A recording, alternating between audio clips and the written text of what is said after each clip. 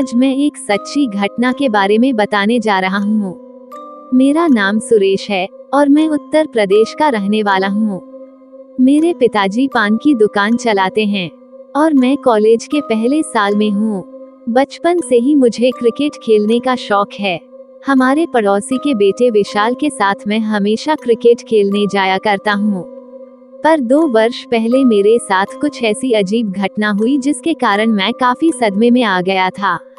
मैं और विशाल दोपहर में घर के पास एक मैदान में खेलने जाने लगे। तभी मुझे एहसास हुआ कि हमारे साथ कोई और तीसरा भी चल रहा है, जो ठीक हमारे पीछे है। मैंने फौरन पलट के देखा तो कोई ना दिखा। मुझे लगा मेरा भ्रम होगा, पर आगे बढ़ने पर विशाल को भी ठीक ऐसा ही लगा, जैसे कोई हमारा पीछा कर रहा हो और हमें दिख ना रहा हो। मैदान में दूसरे दोस्तों के साथ हम मिलकर मैच खेलने लगे। पहले फील्डिंग आई तो जज से मैंने बाउंड्री का स्थान चुन लिया। खेल आरंभ हुआ। गेंदबाजी विशाल कर रहा था, पर मुझे विशाल के साथ एक और लड़का उसके पीछे पीछे घूमता दिखाई देने लगा, जिसे हम जानते ही नहीं थे। वो लड़का काफी डरावना दिखता था और कद काठी से ऊंचा तगड़ा था। मैंने फौरन विशाल को आवाज लगाई कि तेरे पीछे देख कौन है। विशाल मुझे देखकर उल्टा जोर से चिल्लाया, क्योंकि उसने भी मेरे पीछे किसी पहाड़ी लड़के को खड़ा देखा। सारे लड़के हम दोनों पर चिल्लाने लगे क्योंकि वह सब खेल शुरू करना चाहते थे। हम ये घटना अनदेखी करके खेल में मगशुल हो गए, पर घर लौटते वक्त दोनों के हाथ पांव डर से कांप रहे थे। और शाम को 5 बजे घर लौटते वक्त भी हम दोनों को यह महसूस हो रहा था कि कोई तो पीछे चलकर आ रहा है, लेकिन दोनों में से किसी ने मुड़कर पीछे देखने की हिम्मत नहीं की। विशाल अपने घर गया और मैं अपने घर आकर खाना खाकर सो गया। रात में मेरी नींद खुल गई। देखा तो मेरा बल्ला हवा में झूल रहा है और मेरे कमरे के कोने में वही डरावना पहाड़ी लड़का मुझे ताक रहा था।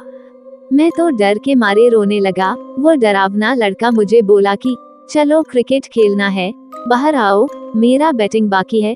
मैं बिस्तर से हिला ही नहीं, फटी आंखों से उसे देखता ही रह गया। उसने फिर वही शब्द गुस्से में दोहराए। इस बार पलंग पर लेटे लेटे ही मेरी चीख निकल गई। पूरा घर जाग गया और वह लड़का अदृश्य हो गया। अगले दिन विशाल मुझे मिला तो उसने भी मुझे कहा कि मैंने भी उसी लड़के को अपने घर में देखा, जो मैदान में ठीक बाउंड्री पर उसे मेरे पीछे खड़ा हुआ दिखा था। ये बात हमने अपने परिवारों को बताई, पर दोनों परिवार हमारा मजाक उड़ाने लगे और हम मस्ती कर रहे हैं ऐसा बोलने लगे। आगे चलकर उन दोनों लड़कों का आतंक बढ़ने लगा।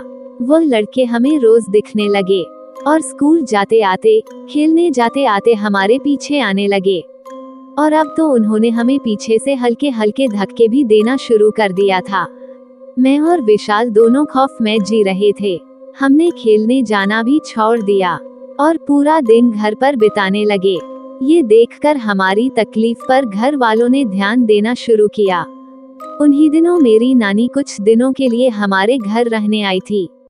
नानी ने विशाल के माता पिता और विशाल को हमारे घर बुलाया और मेरे माँ पापा को भी समझाया कि मुझ पर और विशाल पर किसी लड़कों की भटकती आत्माओं का साया हो सकता है, जिसे मुझसे और विशाल से दूर करना काफी जरूर है, क्योंकि वह हमें नुकसान भी पहुंचा सकते हैं।